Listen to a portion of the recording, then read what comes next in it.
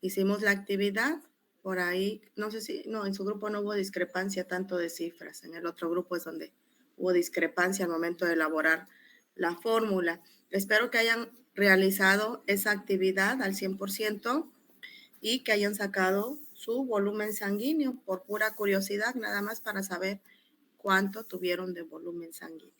Entonces, si se dan cuenta, es importante saber el volumen sanguíneo porque si nos vamos a reposición de líquidos, a hablar de reposición de líquidos, va a haber ciertas circunstancias en donde tenemos que reponer nosotros volumen, sobre todo volumen de sangre. Entonces, aquí sería prioritario o fundamental valorar en forma individualizada al paciente, porque de acuerdo a lo que nos marcan la gran mayoría de autores y los lineamientos oficiales, las guías de práctica clínica, para reponer sangre, pues ellos se basan de acuerdo a, dependiendo en qué estado de choque encontremos al paciente. Pues resulta que tendríamos que tomar ciertas características y condiciones, sobre todo en relación al peso y la talla del paciente, para no tener un sobrevolumen, ¿sí? Y no esperar a que el paciente tenga a lo mejor la cantidad de mililitros de pérdida para decir, pues yo creo que ya con esto tengo que reponerlo. No, mejor básense al porcentaje en relación a pérdidas. Entonces, tendré yo que recordar perfectamente cuáles son los porcentajes que se manejan en los grados de choque. Entonces, esa es una tarea que ustedes van a realizar y yo me imagino que esa actividad la van a ver en el área de cirugía general. ¿Sí? Entonces, aquí no, cuando veamos nosotros transfusión, ahí es donde vamos a hablar de choque. Entonces, en su momento vamos a retomar nuevamente esta actividad. Entonces, vamos a continuar. Ayer, entonces, ya hablábamos del volumen y vamos a iniciar con la estructura y función de las células. Y bueno, todos sabemos que la célula va a tener tres componentes fundamentales, ¿sí? Que desglosados, pues en forma muy simple, ¿sí? Tenemos al núcleo y al citoplasma, que estos van a estar separados por una membrana de tipo nuclear, ¿sí? Entonces, esta es la famosa membrana nuclear, ¿sí? Que van a estar separadas entre sí. Y el citoplasma está separado del resto de líquidos que se encuentran circundando alrededor por la membrana celular o que también algunos autores le dicen membrana plasmática, ¿no? Entonces, esta membrana, ¿sí? Pues va a ser fundamental en el área de hematología. No quiere decir que lo que contenga el citoplasma pues no sea indispensable. Por supuesto que todo lo que conforma una célula es indispensable para el ser humano, pero sobre todo cuando veamos anemias vamos a retomar mucho esta membrana celular. Entonces, tienen distintas sustancias. Algunos autores dicen, bueno, permítame porque aquí está muy sensible aquí está el cursor. Entonces, van a tener distintas sustancias que van a componer a estas células, así que creo que Gayton menciona el nombre y le da un término que es protoplasma, ¿sí? Y que van a tener algunos componentes como son agua, electrolitos séricos, como son grasas, hidratos de carbono y por supuesto los lípidos. Entonces, son las tres estructuras que vamos a tener. Y aquí vamos a tener las estructuras, ¿sí? Membranosas que van a estar dentro de esa célula. Entonces, dentro de esa célula vamos a tener distintos tipos de membrana. Cada uno de los organelos que estén acá en el citoplasma van a tener, por supuesto, propiamente dicho, su membrana. Entonces, vamos a tener una membrana, por ejemplo, que envuelve al retículo endoplásmico, una membrana que envuelve a las mitocondrias, una membrana que se encuentra en los lisosomas y así cada una de esas estructuras, por supuesto, van a tener una membrana propiamente dicho. Entonces, pues hay que recordar que cada, pues ahora sí, cada uno de esos órganos, cada uno de esas sustancias que se encuentran dentro de la membrana, pues van a tener pues esas características muy, muy similares. Ahora, El protoplasma que nos menciona Gayton, porque esta referencia yo la saqué de ahí y los porcentajes, ¿sí? Nos dice que va a estar constituido en sí todos esos componentes que forman a la célula de agua, de iones, de proteínas, lípidos e hidratos de carbono. Si se dan cuenta, la mayor cantidad, y lo hemos comentado en un inicio de la clase, va a ser el agua propiamente dicho. Entonces, en la célula, igual que el resto de nuestro organismo, pues va a haber mayor cantidad de agua, pero de las estructuras en relación a los otros componentes, la mayor composición va a estar dada por las proteínas. Vean la cantidad, hasta un 10 a 20%, ¿sí? Vamos a hablar más adelante de los tipos de proteínas que contienen la célula, como son las estructurales o las proteínas de tipo funcional, ¿sí? Y los lípidos, hay dos muy importantes, los fosfolípidos, el colesterol, por supuesto que a nivel de la membrana celular, no solamente van a ser esos los más importantes, también tenemos a los esfingolípidos, que a lo mejor son en menor cantidad, pero también tendríamos que tomarlos en consideración. De los más primordiales o de los que abundan, por supuesto, en esa, por ejemplo, ahorita que hablemos de la membrana celular, pues van a ser los fosfolípidos. Entonces, vamos a iniciar con la primera estructura, que es la membrana celular. Aquí, sobre todo, ya lo dijimos previamente, que es una barrera externa, semipermeable, ¿sí? Que va a separar a todos los componentes de su entorno circundante, ¿sí? Y pues se caracteriza sobre todo porque tiene una, o la estructura básica, más bien dicho, es una bicapa lipídica. Y esa bicapa lipídica contiene pues una gran cantidad de sustancias dentro de ella, como son proteínas, colesterol, fosfolípidos y algunos polisacáridos. Y cada uno de ellos pues van a estar distribuidos de distintas maneras. Entonces, aquí, sobre todo, la membrana celular, ¿sí? Si dijimos que tiene una estructura o una bicapa lipídica, pues va a tener una sola, es una molécula, pues podríamos decir, una parte que es muy delgada, ¿sí? Esta membrana, sobre todo, o esa bicapa lipídica, se va a continuar en toda la superficie celular y se encuentran entre ellas intercaladas algunas sustancias específicas. Entonces, aquí creo que se virtió la imagen. Primero quería que viéramos la imagen. Aquí está, ¿sí? Entonces, esta bicapa lipídica, vean, por ejemplo, tenemos aquí doble capa, la parte externa y la parte interna.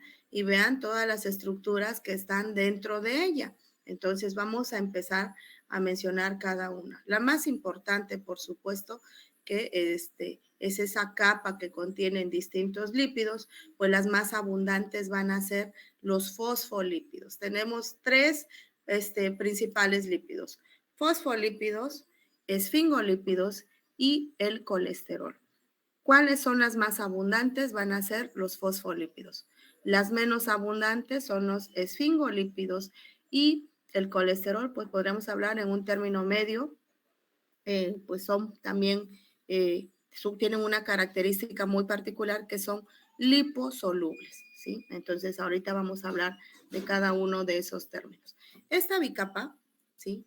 Va a tener entonces, de las sustancias más abundantes dijimos que eran los fosfolípidos. Entonces, estos fosfolípidos que casi siempre están en la parte, podríamos decir, un poquito más externa, van a ser muy afines o van a ser muy solubles al agua, ¿sí? Entonces, en esa parte, en un extremo, ¿sí? Son muy solubles al agua y esa parte se le va a conocer como hidrófilo, ¿sí? Que tiene esa afinidad hacia el agua. Entonces, esta, pues, parte que es muy soluble al agua va a tener un extremo que se denomina o que se considera un extremo fosfato.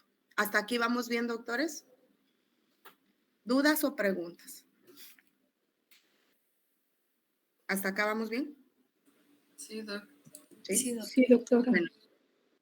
Y bueno, entonces vamos a tener una parte que va a ser soluble al agua y vamos a tener otra parte que al contrario va a ser insoluble al agua. Entonces ahí va a ser más soluble a las grasas y a este extremo se le va a denominar hidrófobo. Entonces, cuando tiene esa afinidad hacia las grasas, ¿sí? Vamos a conocerlo como la parte hidrofóbica. Entonces, la porción hidrófila de esa bicapa lipídica que está constituido por fosfolípidos, ¿sí? Van a constituir las dos superficies que tiene la membrana celular, ¿sí?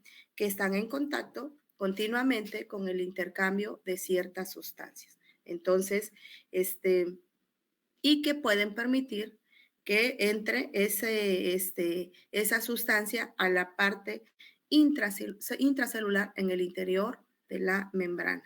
Entonces, esta es una característica que va a tener, ¿sí? La porción hidrofílica, ¿sí? En cambio, la porción hidrofóbica o hidrófoba, ¿sí? Tiende a unirse unas a otras. Y entonces, en la parte de en medio, acá donde está esta bicapa, ¿sí? Pues hagan de cuenta que va a ser, pues,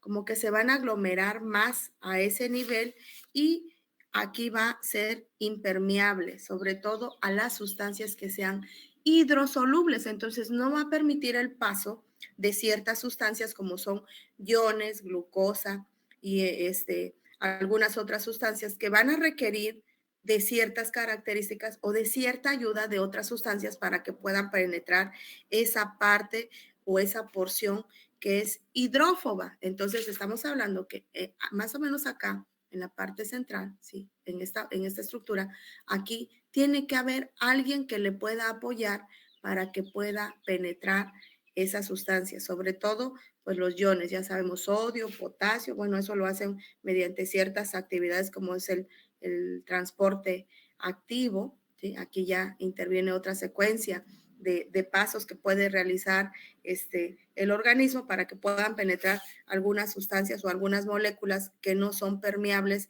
a ese nivel. ¿Sí? ¿Hasta aquí vamos bien, doctores? Sí. ¿Todo bien? Doctora. Bueno, y Sí, tenemos... doctora.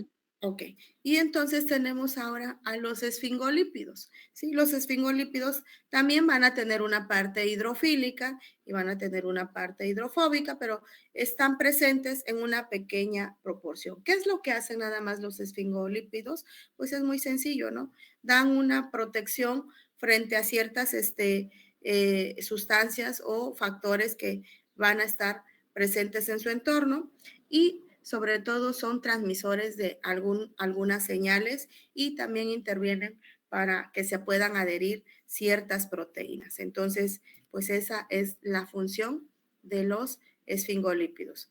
Y el colesterol, esta diferencia de los fosfolípidos, el colesterol, esta sí va a ser muy liposoluble, van a estar disueltos en toda la membrana, sí van a estar presentes en toda esta membrana, ¿sí? En ambas capas y pues lo que van a hacer estas partículas o más bien dice esta sustancia de colesterol es que va a determinar el grado de permeabilidad de la bicapa. Entonces, si se alterara esta sustancia, pues por supuesto que no, esa permeabilidad que tiene la membrana se puede alterar. Entonces, esas son las características que tienen los lípidos. Ahora, las proteínas que están dentro de esta membrana, ¿sí? Esas proteínas, tenemos distintos tipos de proteínas. Tenemos proteínas integrales y tenemos proteínas, ¿sí? Estas integrales, si se dan cuenta, son mucho más grandes. Y tenemos proteínas periféricas, tienen ciertas características, son muy, de hecho la función es muy similar, pero sobre todo cada uno tiene una función específica, ¿sí? sobre todo las integrales son las que van a estar presentes en toda la membrana. Vean aquí, por ejemplo, están presentes, son las más abundantes dentro de la membrana celular. Ojo, porque luego se me enredan. Estas son las más abundantes. Hay más proteínas que lípidos, ¿sí? Entonces, estas proteínas integrales van a estar presentes en toda la membrana. Pueden, aquí sobre todo en las proteínas, muy en particular, pues van a tener algunos canales dentro de ellas y por medio de esos canales tienen esa facilidad para que puedan penetrar ciertas sustancias y son los que van a ayudar, ¿sí? En parte, ¿sí? A esa porción hidrófoba que tienen los lípidos para que puedan penetrar esas sustancias que a lo mejor son impermeables, ¿no? Entonces aquí estas proteínas van a ayudar para que puedan penetrar ciertas sustancias. También son de transporte, ¿sí? Actúan como enzimas, sobre todo hay algunos receptores de hormonas muy específicos que también ayudan a que puedan reciban esa información y transmitir esa información. Entonces son receptores de hormonas peptídicas sobre todo, es donde realizan esa función. Y de las proteínas, ¿sí? Periféricas, ¿sí? Estas son las que se van a unir a esa superficie que se encuentra en la membrana. ¿Sí? Entonces, se ven sobre todo o se unen con frecuencia también a las proteínas integrales, pueden ir una pegada con la otra y van a tener función de enzimas, ¿sí? O son controladores de transporte de ciertas sustancias también. Entonces, ayudan para que la sustancia que está en la parte externa pueda penetrar a la parte interna. Entonces, no sé si tengan alguna duda o pregunta en relación a esto. ¿No? ¿Doctores? ¿Ninguna? No. Ok. Y por último, los hidratos de carbono, si se dan cuenta, vean a qué nivel estamos teniendo esta parte que constituye los hidratos de carbono, pues sobre todo pueden combinarse con algunas proteínas y con algunos lípidos. Y al combinarse, vean aquí, esta unión que tenemos con las proteínas y también con estos lípidos, y cuando se unen o tienen esa propiedad de combinarse, pues va a cambiar el nombre. Y entonces, cuando se combinan, pues le damos el término o se modifica el término de glucoproteínas y glucolípidos. De ahí surge el nombre, ¿sí? Y que cambia el nombre. Cuando hablen de glucoproteínas, quiere decir que esos hidratos de carbono se combinaron con una proteína o que esos hidratos de carbono se combinaron con lípidos. Y entonces, pues tienen distintas funciones, sobre todo son tres las principales funciones que podemos aquí nosotros especificar, ¿sí? Participan en ciertas reacciones de tipo inmunitario, ¿sí? Se activan o algunos receptores, ¿sí? Sobre todo para la unión de ciertas hormonas. Una de las más importantes es la insulina y proporcionan también una carga negativa a la mayoría de las células. Entonces, esta es su característica de estos hidratos de carbono. Entonces, aquí podemos resumir más o menos lo que acabamos de ver en esta bicapa lipídica. Entonces, proteínas son las más abundantes, 55%, lípidos 42% e hidratos de carbono 3%. ¿Sí? Espero que no quede ninguna duda relacionado a esto. ¿Dudas o preguntas?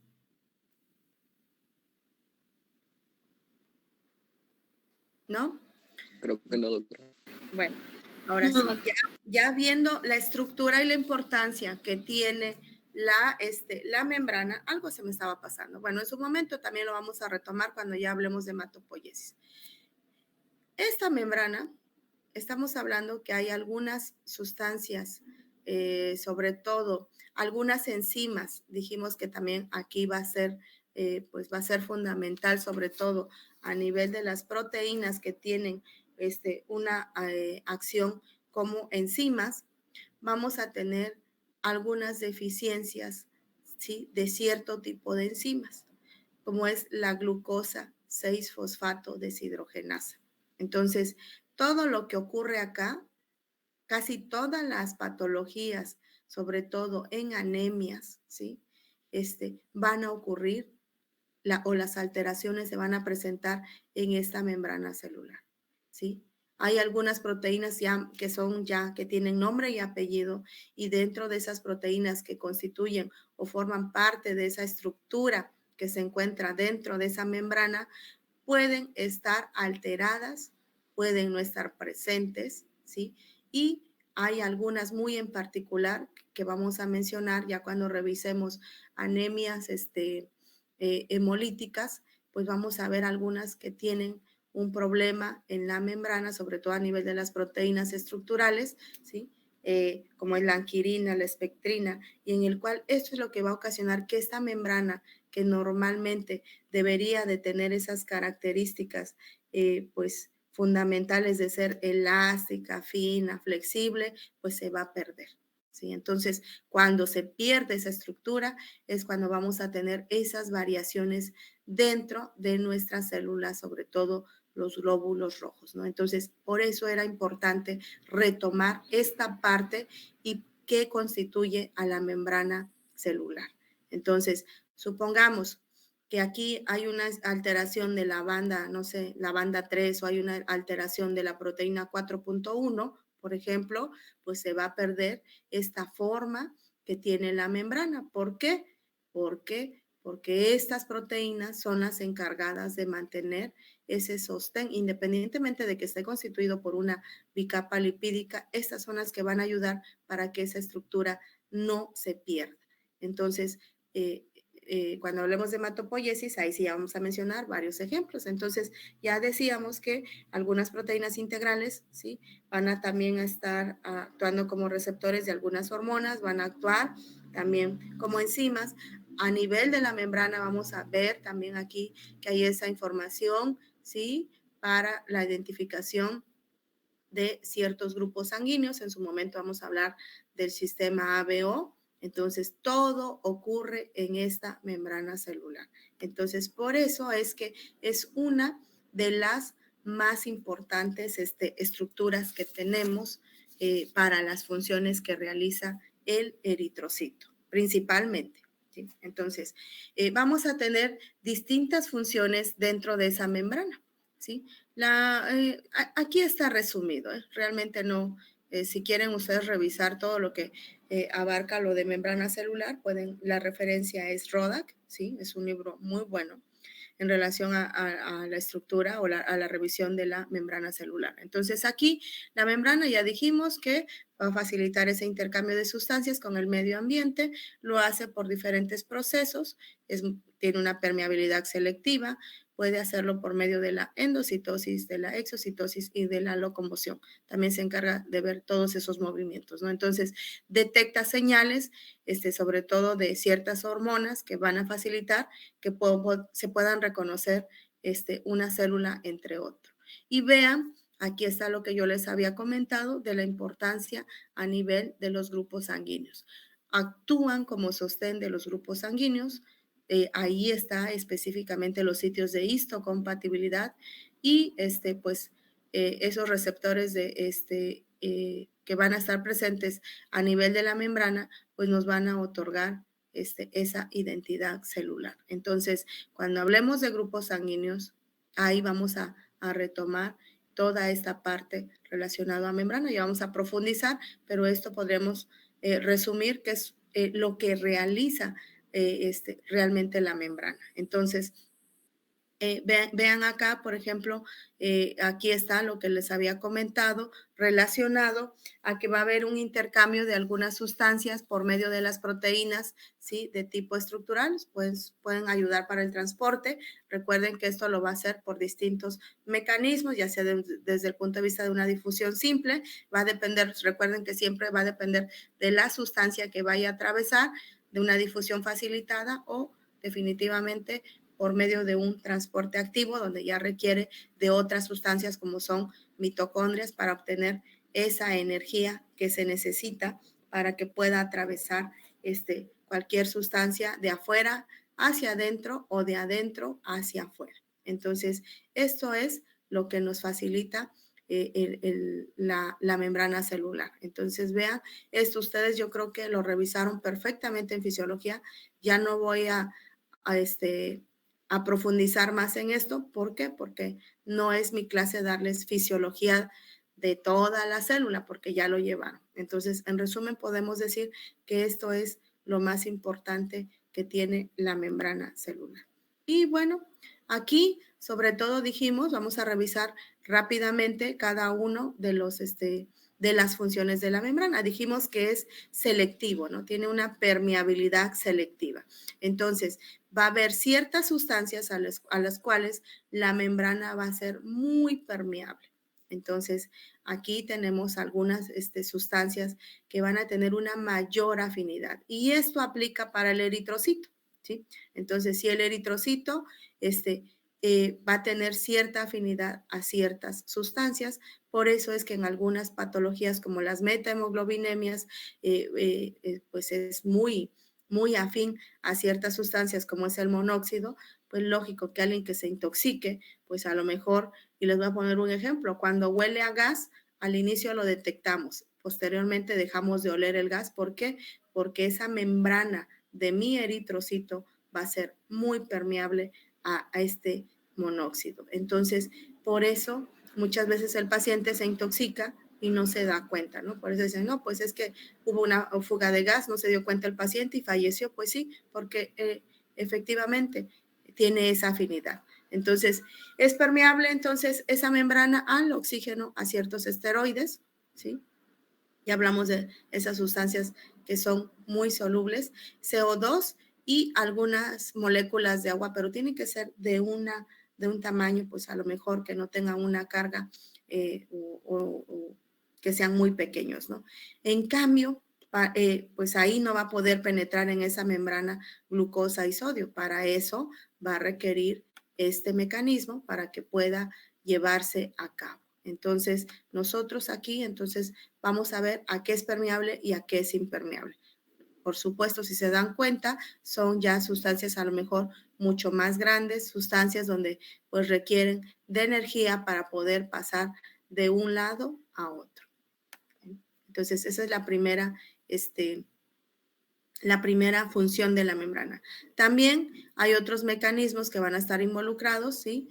Y para eso requiere de ATP, ¿sí? Y bueno, como ese mecanismo que se menciona para que ocurra, pues bueno, van a ser por una secuencia de distintos pasos y entonces para poder transportarlo lo va a hacer por dos mecanismos, ¿sí? Dependiendo del tamaño de la partícula. Y entonces aquí vamos a tener dos fenómenos, uno denominado endocitosis y el otro denominado exocitosis. ¿Alguien sabe qué es la endocitosis, independientemente de que aquí tengan la definición? ¿Alguien sabe qué es la endocitosis, doctores?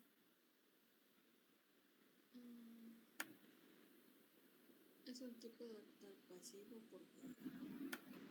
¿Puedo yo? A ver, adelante, doctor. Es cuando se transportan las moléculas dentro de la célula y la exocitosis es cuando se realiza el proceso para sacarlas dentro de la célula, transportarlas fuera. Para mandarlas fuera. ¿Y la endocitosis tiene alguna subdivisión? ¿La pinocitosis sería una de ellas? La pinocitosis, ajá. ¿Y qué es la pinocitosis? La fagocitosis. Pinocitosis y fagocitosis. ¿Qué es la pinocitosis? Pinocitosis no es, creo, cuando se realizaban en pequeñas vesículas. Pinocitosis en pequeñas vesículas. ¿Alguien más?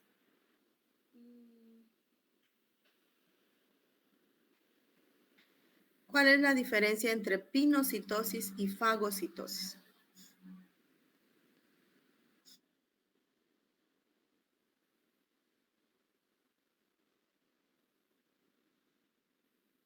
Uno es sustancias pequeñas y la fagocitosis son sustancias más grandes. Efectivamente, es lo que los va a hacer distintos, ¿no? Entonces, aquí vamos a tener una imagen, ¿sí?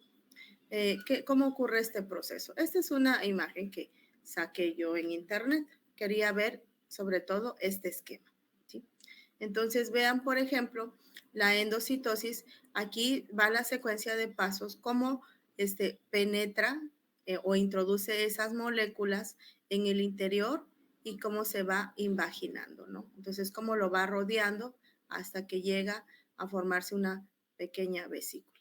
Y la exocitosis, esas sustancias que están en la parte interna, como, vean aquí, cómo se va abriendo, ¿sí? Como que se va perdiendo esa estructura que estaba en un inicio, a lo mejor aquí, vean, por ejemplo, nos los pone pues redonda, porque las vesículas así son, ¿sí? De tipo secretor, por ejemplo, aquí nos pone el ejemplo, y vean la secuencia de pasos como la misma membrana lo va, pues por ciertos movimientos que realiza, ¿sí? Como en la locomoción, pues va a sacar o va a liberar ese contenido que tienen estas vesículas. Entonces, ese proceso entra también dentro de las funciones que tiene la membrana celular, ¿sí?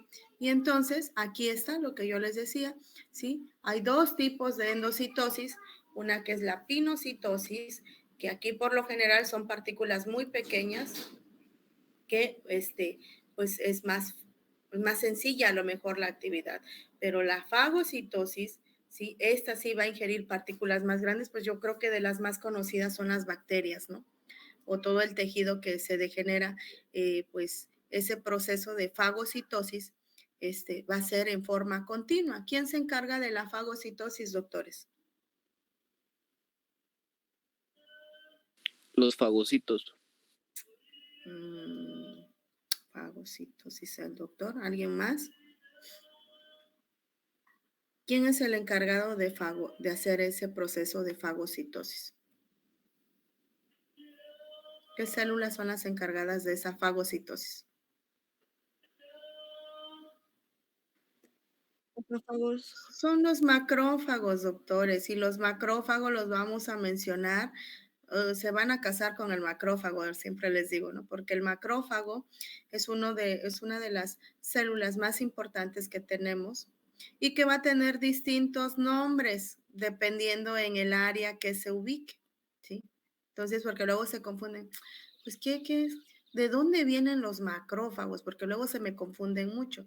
Bueno, ya cuando veamos hemólisis, ahí vamos a retomar nuevamente a los macrófagos, tienen muchísima importancia porque ellos son los encargados de la fagocitosis, sobre todo de partículas pues demasiado grandes como son las bacterias. Entonces, este proceso que ocurre en la endocitosis, pues es algo que continuamente realiza ahora sí, nuestra membrana celular, que es la que ayuda para que se lleve a cabo todo este proceso. Y vámonos con las características de cada uno. Aquí podemos resumir fagocitosis, sobre todo lo que va a sacar o lo que va a fagocitar, más bien dicho, son sustancias de preferencia sólidas, y la pinocitosis por lo general son sustancias líquidas, ¿no? Entonces aquí tenemos los dos mecanismos, las características de cada uno, ¿sí? Cómo realizan ese proceso. Y, por ejemplo, en la exocitosis, ¿sí? Aquí es por una vía secretoria, aquí al contrario son estos dos fenómenos que van a ocurrir. Y un ejemplo de estos es aquí, por ejemplo, en la endocitosis. Les puse un ejemplo para que ustedes puedan entender perfectamente cada uno de esta secuencia de pasos. Un glóbulo blanco, en este caso un leucocito, ingiriendo una bacteria. Si somos más específicos, es el neutrófilo quien realiza esta actividad. Y en la exocitosis, aquí las células endocrinas van a liberar algunas hormonas para que pueda llevarse a cabo este proceso de exocitosis. Entonces, son los dos mecanismos que también intervienen o son fundamentales para la función de la membrana. Y bueno, la locomoción, su nombre lo dice, ¿sí? Es el que se va a encargar también de esos movimientos para que pueda ocurrir todos estos fenómenos, pues tiene que haber un movimiento. Y entonces, locomoción significa eso. ¿Alguna pregunta? Porque sería todo relacionado a membrana celular.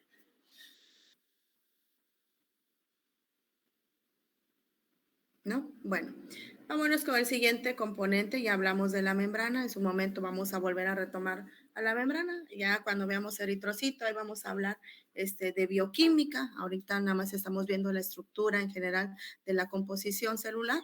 Ya propiamente dicho, el eritrocito va a requerir de ciertas vías para poder obtener energía. Entonces lo va a realizar mediante distintas vías metabólicas. Entonces, el núcleo. El núcleo, ¿cuál es la particularidad o qué es lo que yo quiero que recuerden ustedes de esto? Bueno, pues sobre todo, esto lo vieron en genética, las características. Aquí el núcleo tiene una actividad fundamental en genética, entonces aquí tiene 3 envolturas, bueno, tiene 3 componentes, cromatina, envoltura y nucleolos. Y aquí sobre todo la parte, pues podremos decir, donde vamos a tener ciertas sustancias que son para la identificación sobre todo del código genético y algunas alteraciones sobre todo, patologías que se puedan heredar, pues sobre todo el problema lo tenemos a nivel del núcleo. Entonces, específicamente la cromatina tiene mucho que ver en esta información. Y es el núcleo, a nivel de los nucleolos va a tener una actividad muy particular. Es el sitio de síntesis de los ribosomas que se encuentran dentro de las células. Por supuesto que la envoltura, ¿sí? Hagan de cuenta que es como una membrana, pues tiene una parte interna y una parte externa, ¿sí? Entonces, el núcleo, ¿cuál es la importancia del núcleo? Sobre todo, pues contiene nuestro material genético, ¿sí? Esta, pues si se altera ese código genético, pues lógico que vamos a tener algunas alteraciones, a lo mejor como son trisomías, algunas enfermedades, sobre todo en hematología, que se puedan heredar, como son las talasemias, ¿sí? Por mencionar un ejemplo, y van a dirigir esa actividad celular, ¿no? Van a transmitir esa información y pues es fundamental conocer dónde ocurre o dónde tenemos ese centro de control dentro de nuestra célula. Entonces, esto tuvieron ustedes una materia llamada genética y nosotros aquí pues vamos a recordar al núcleo, vamos a hablar de DNA en algunas anemias, como es en la anemia megaloblástica, que el problema lo vamos a tener en la síntesis, específicamente, ¿sí? Del DNA. Entonces, aquí hay que recordar, doctores, entonces que el núcleo pues es muy importante. Y bueno, el nucleolo sobre todo pues tiene ciertas características en relación al aspecto y tamaño que tiene, pero sobre todo aquí es el sitio de síntesis y procesamiento del RNA ribosómico, ¿sí? Y bueno, también tiene mucho que ver con la información de tipo genético. Entonces, estos dos, núcleo y nucleolo, vamos a hablar sobre todo cuando estemos viendo metabolismo del ácido fólico, ahí es donde vamos a retomar esta información del núcleo y nucleolo. Y el citoplasma, que es el último componente, que es que tiene múltiples estructuras que ustedes ya conocen, todas las estructuras que hay dentro de ese citoplasma, pues aquí vamos a mencionar cuál es la función de cada uno, lo que me interesa que ustedes sepan de cada uno, pues qué es lo que hace. Sobre todo el aparato de Golgi, es el encargado de la modificación y empaquetamiento de macromoléculas para que se lleve a cabo ese proceso de secreción. Entonces, ayuda a otras estructuras dentro de la célula. El retículo endoplásmico, ustedes se acuerdan, hay uno liso y uno rugoso, pues se va a encargar de almacenar y transportar algunas sustancias, sobre todo de tipo químico, que tengan distintas cargas, sobre todo, pues puede ayudar en parte el retículo endoplásmico, también transporta sustancias de tipo líquido. Y los ribosomas, estos sobre todo tienen mucho que ver en el área de hematología, porque ahí es donde se producen las proteínas de la sangre, ¿sí? Entonces, hay muchas proteínas que el ribosoma es el que se va a encargar de hacer esa actividad. A lo mejor ustedes cuando hablaron de los ribosomas ni los tomaron en cuenta, así como que, son los ribosomas. Pues no tienen una función tan importante. No, por supuesto que sí, porque si no se forman esas proteínas de la sangre que actúan como enzimas, pues vamos a tener distintas patologías, ¿no? Entonces, esto es fundamental que haya ribosomas dentro del componente celular. Las mitocondrias, pues todos ustedes ya conocen cómo están las mitocondrias, que dentro de ellas hay unas crestas mitocondriales, ¿sí? Que sobre todo ya sabemos todos que es el centro generador de energía de la célula, ¿no? Y que hay distintos sistemas donde van a actuar las mitocondrias, ciclo de Krebs, ácidos grasos y por supuesto cadena respiratoria. ¿Y cuál es la que vamos a revisar posteriormente? Vayan revisándose cadena respiratoria porque es fundamental hablar de las distintas vías y sobre todo hay una que es la que vamos a revisar, que es la glucólisis anaerobia. Entonces, cuando hablemos de glucólisis anaerobia, tenemos que ver cuál es la función, pero no lo vamos a ver desde el punto de que es que tengo glucosa y la finalidad a lo mejor es que forme piruvato, porque ese piruvato se va a transformar a lo mejor en lactato que va a llegar al músculo. No, tengo que saber cuál es la función o por qué ocurre esa secuencia de pasos y cuáles son las partes más importantes que yo tengo dentro de esa glucólisis anaerobia. Y tenemos a los lisosomas. Estos lisosomas, sobre todo, pues ustedes si recuerdan, pues son los que se encargan de la lisis como tal, por actuar como enzimas que puedan destruir a esa célula, ¿no? Entonces, aquí tienen algunas enzimas específicas para que se lleve a cabo este proceso. Tenemos los microfilamentos, sobre todo que a nivel de músculo, pues son esenciales, es el sostén del citoesqueleto y también de la motilidad. Y van a tener distintas proteínas contráctiles, pues ustedes recuerdan perfectamente que la actina y la miosina son esas proteínas contráctiles que van a tener pues una función muy importante a nivel, pues ahora sí, de todo el sistema locomotor, ¿sí? Y los microtúbulos, pues son los que van a tener una función de mantener la forma celular, de la motilidad y también tienen que ver mucho con el aparato mitótico. Entonces, esos microtúbulos que a veces también casi no los tomamos en cuenta, pues son los que van a encargarse de mantener esa forma de que la célula pues no se vaya a alterar. Entonces, trabajan de la mano en conjunto con las demás estructuras celulares. Y los centriolos, que son puntos de inserción para las fibras del uso mitótico, ¿no? Entonces, esta creo que es la última diapositiva.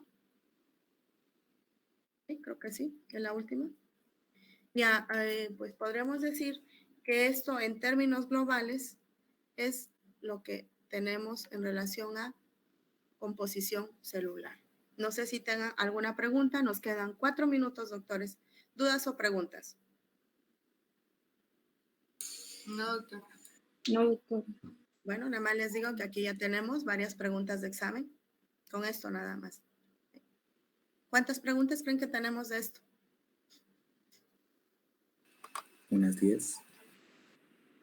Unas 10, más o menos, sí, doctor. Unas 11, 12.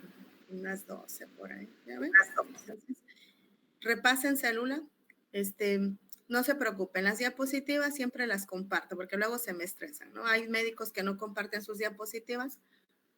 No tengo yo problemas por compartirla porque no soy muy buena haciendo diapositivas. A lo mejor ustedes me van a hacer presentaciones increíbles, pero sí es importante que tengan la información y sobre todo que ya empiecen a estudiar y que no se me vayan a atrasar.